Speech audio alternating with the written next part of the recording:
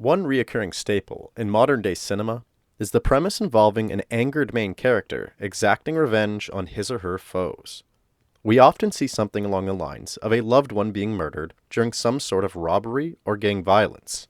These movies tend to paint the protagonist as a good person trapped in a terrible situation, who one day snaps and decides to get even with the people who put them into the mess. Movies like Kill Bill and John Wick are a great example of this. More often than not, as a viewer, we tend to root for the main character, the protagonist that is exacting the revenge and going on a murderous rampage throughout all of the people involved in the crimes that hurt them. In some perspectives, it would seem absolutely correct and accurate to be rooting for these characters as they seek out their revenge. But in other perspectives, mainly based off of some of the common law practices around the world, violence should not lead to more violence. Various studies have been done on why our brains tend to feel the need for retaliation, some of which claim that it is due to a natural reaction of our fight or flight response, while others have determined that it is caused by a desire for an emotional release that can only be attained via retribution. Ironically, most of these studies have gone on to prove that despite the somewhat natural craving to seek out retribution, the result of doing so does not provide any form of closure. In fact, a vast majority of these studies seem to claim that seeking out revenge has the opposite effect. Despite possibly feeling a sense of reward during the initial few moments, scientists have found that instead of quenching hostility, revenge actually prolongs the unpleasantness of the original offense. A man that studieth revenge keeps his own wounds green, which otherwise would heal. To sum all of this up, although Hollywood tends to glorify the idea of seeking out revenge and the rush of retribution it may bring, revenge is actually a quite counterproductive act, which seemingly leads to more time spent suffering. Unfortunately, the idea of revenge isn't only found in Hollywood films. It seems as though this concept is also somewhat common in reality. And unlike the Hollywood films, where the protagonist generally has some intensely dramatic loss of a loved one or multiple loved ones, which is why they are seeking out retribution, a large majority of times in reality, the revenge is only being sought over one thing: money. This is Alvin Lickness and Kathy Lickness. On the weekend of June 27th through 29th, the Licknesses decided to hold an estate sale at their Park Hill home in southwest Calgary. They recently purchased a new home in Edmonton and were working on selling off some of their belongings before moving. To help with the sale, their daughter Jennifer O'Brien, her husband Rod, as well as their 5-year-old grandchild, Nathan O'Brien, came over for the weekend. As the sale came to an end, on Sunday, June 29th, Jennifer O'Brien decided to leave her son Nathan with his grandparents for a sleepover. Jennifer and her husband Rod then leave the house around 10 p.m. Less than 12 hours later, around 10 a.m. on June 30th, Jennifer returns to her grandparents' home to pick up Nathan. When she arrives, she discovers that Alvin, Kathy, and Nathan are nowhere in sight. She finds that the back door appears to be broken into, while also discovering what she felt was possibly a disturbing crime scene. Jennifer begins to panic and calls her husband and then calls the police. The police tell Jennifer to get back into her car and to lock the doors. By 5:15 that same day, the police issue an Amber Alert for Nathan O'Brien. Later that evening, the police announced that there was numerous signs of a struggle left throughout the home of Alvin and Kathy that was a definite cause for concern, as they publicly announced their worries that foul play may have been involved. The local community, as well as the online community, immediately became invested in this case. As the details spread, the entire country quickly became concerned. Hundreds of tips began pouring in from everywhere. On July 1st, at 11 a.m., investigators state publicly that they so far have no significant leads in the whereabouts of Nathan and his grandparents. The next day, on July 2nd, Nathan's mother and father, Jennifer and Rod, speak to the media.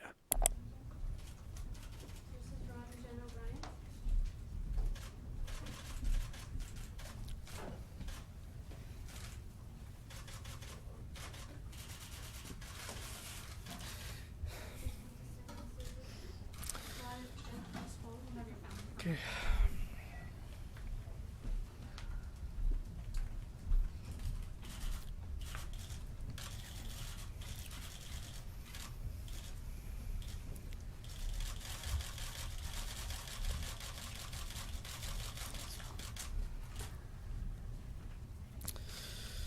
Nathan?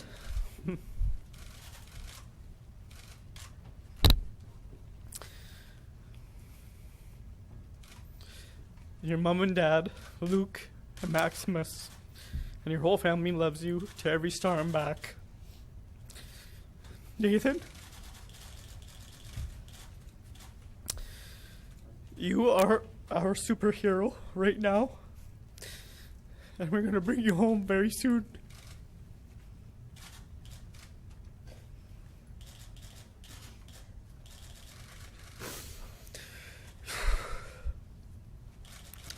Nathan, God is taking care of your soul, and Mom and Dad need you to be brave right now. To whoever has Nathan, please find it in your heart to drop off our little angel, Nathan, to which he can be rescued and reunited with his brothers and his family. To the public, our son and family could be anywhere right now. If you have any information, anything at all, please contact the police. We are grateful for all the support from everyone we have received online, our family and friends. Nathan, we love you big. We will see you soon. I'm Nathan's mother, Jennifer O'Brien, and I'm the daughter of Alvin and Kathy Lickness. I appreciate you guys being here because I need Nathan to hear our voices, and I'm grateful for you guys to allow this to happen. And Nathan, I need you to hear my voice right now, and I need you to know that Mommy and Daddy love you more than anything in this world. And we can't be with you right now, but the best people that can be with you other than us is your grandparents. And I know Grandma's holding you so tightly right now and taking care of you, and they are doing everything in their power to keep you safe. So I need you to know that. Stay strong, Nathan. Stay strong. We know you are our superhero, and I just need you to stay strong, and we are going to see you. We're going to see you, and we love you so much.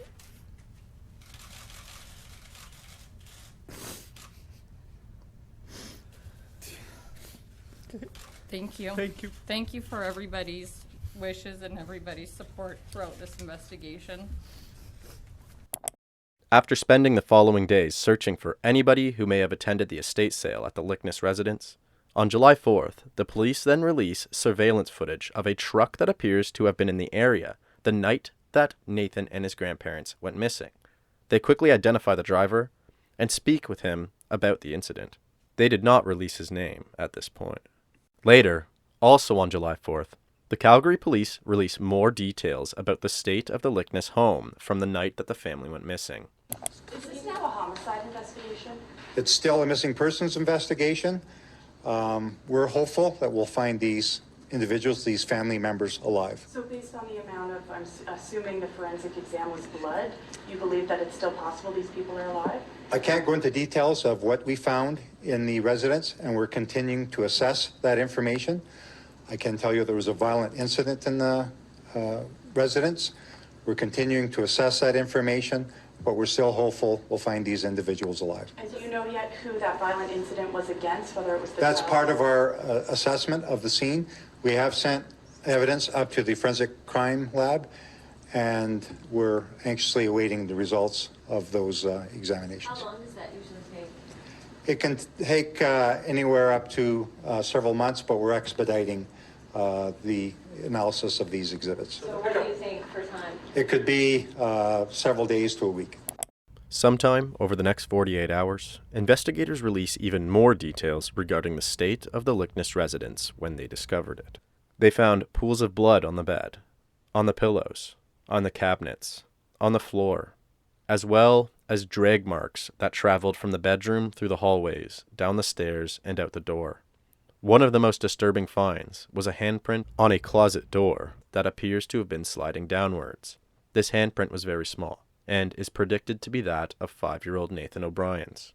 The investigators were able to determine that with the amount of blood found, the victims would have likely been in medical distress. However, it was too soon to identify whose blood they had actually found. After further examining the point of entry, which was the back door, It appeared as though the assailant must have had a reasonable amount of knowledge about the lock that he had broken into, due to the precise way that the lock was disengaged. Over the next few days, Calgary law enforcement released that they are beginning a search on a property in Airdrie, Alberta. They also released that they have taken a man in for questioning. Within 48 hours, they confirmed that this man is now the main person of interest in the case. On July 6th, at around 4 p.m., CBC News reports that the main person of interest is still in police custody. Initially, the police were not able to press charges against him for the disappearance of Nathan and his grandparents. However, they did have proof this man had committed several other offenses. Because of this, the police were able to keep him in custody for a charge of identity theft. CBC also releases the name of this person of interest. This is Douglas Garland. As the investigation of the Airdrie property continued, on July 7th at 11:15 a.m., Douglas Garland made his first appearance in court in relation to the charges for identity theft. After about 4 days in custody, Douglas is granted bail at the cost of $750. However, he is conditioned to stay away from the Airdrie property that he was currently residing. As the investigation of the properties continued, just 3 days after being released on bail, at 1:30 a.m. on July 14th, Douglas Garland made an attempt to sneak back onto the Airdrie property, which he was currently restricted from.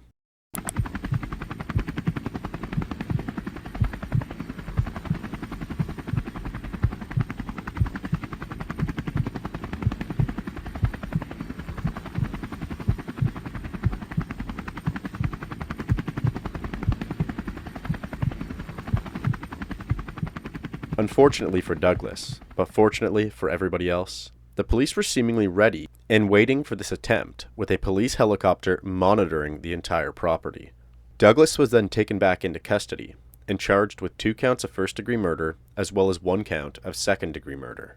During the searches of the Airdrie residence, many items were discovered that connected Douglas to the crimes. Inside of a burn barrel, they found a pair of glasses that appeared to belong to Alvin, as well as pieces of bone and teeth. Inside the house, they found quite a bit more. They found more pieces of bones, more fragments of teeth, bloody footprints on the floor, which came back to match the footprints at the crime scene, wigs, used adult diapers, a straitjacket, and 89 pairs of shoes that belonged to both men and women. Investigators also located a number of different shackles, a handful of weapons, including disassembled guns and knives, and meat hooks, which came back to match the DNA of Kathy Lickness. They found several pictures of adults wearing diapers, as well as several pictures of corpses and dismembered bodies. They also found multiple novels with the titles How to Kill Without Joy, the complete How to Kill book, another with the title The Death Dealer's Manual, which provides details on how to perform autopsies. They also found a hard drive inside the residence that contained searches for instructions on how to break into the exact lock that was disengaged on the Lickness's back door. This hard drive also contained a plethora of graphic searches. On top of all the physical evidence located on the Airdrie property, the police were also provided with one piece of evidence that appeared to catch Douglas Garland in the middle of the act.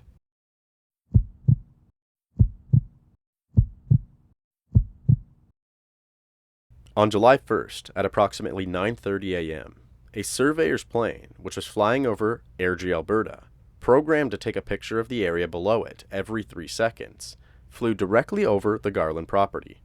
As the photos were being processed, there was a disturbing find. The pictures above the Garland property displayed 3 naked bodies partially covered by a blanket or rag, laying in the yard by a shed. Each of these bodies appeared to be decapitated, and the size of the bodies accurately matched the size of 2 adults and 1 child. Douglas Garland was the oldest of 3 children born to Archie and Doreen Garland, and grew up in a small town near Airdrie, north of Calgary. Aside from his family, Douglas did not seem to get along with others very well, and had no long-term friends. When Douglas was younger, he once attended the Camrose Lutheran College, where he took a Bachelor of Science before switching to the University of Alberta. His mother has stated that he was admitted into first-year medicine at the University of Alberta. He attended for a few months and seemed to have kind of a breakdown, and so he left the university. At some point around 1992, Douglas began using the identity of a 14-year-old boy named Matthew Kemper Hartley, who died in a car accident alongside his sister in 1980. It is presumed that he began using this identity after he was arrested and charged for operating a meth lab on his Airdrie property, as he disappeared before he could be convicted of the charges. As it turned out, he was living in Vancouver, British Columbia, for about 7 years, while he worked at a lab.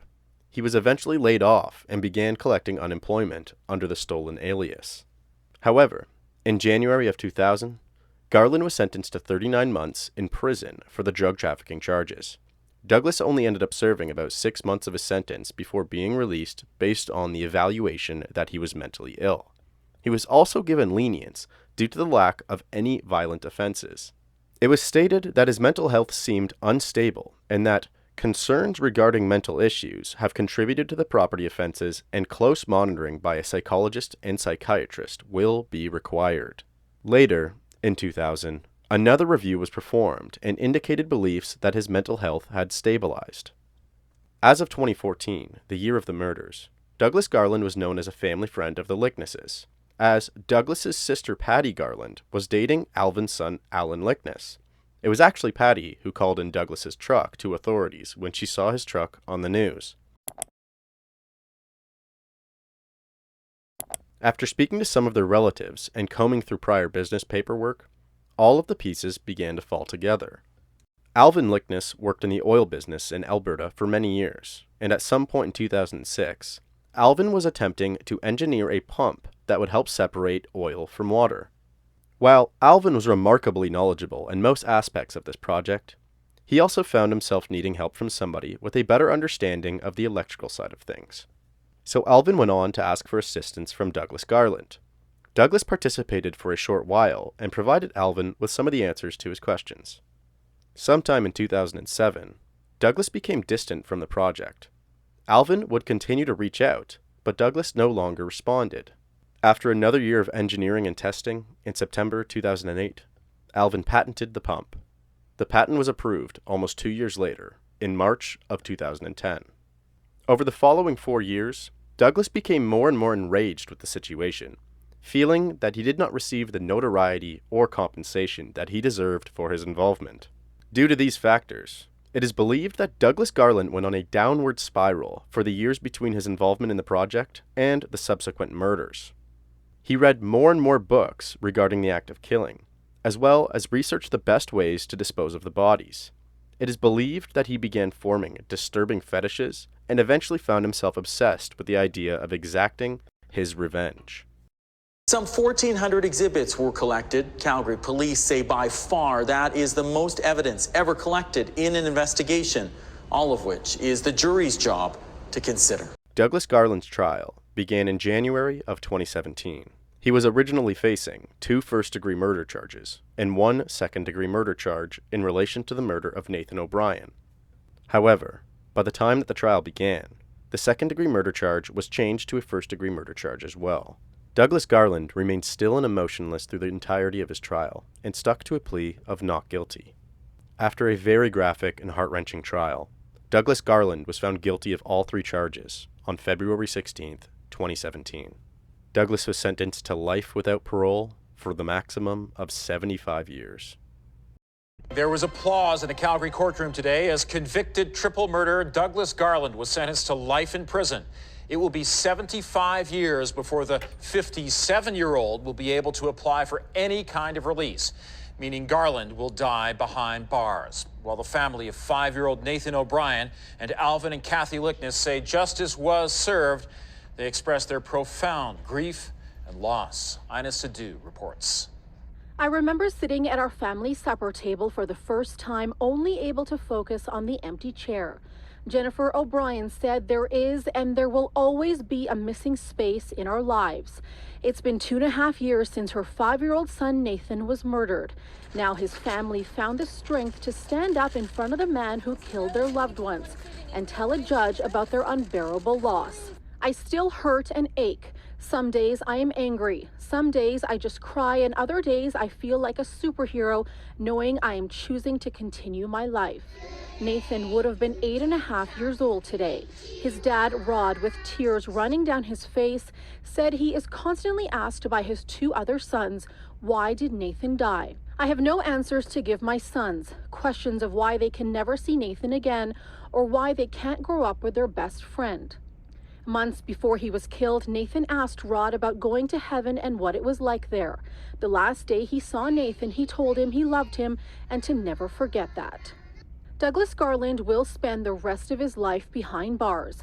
The 57-year-old won't be eligible for any kind of release for 75 years and will certainly die behind bars.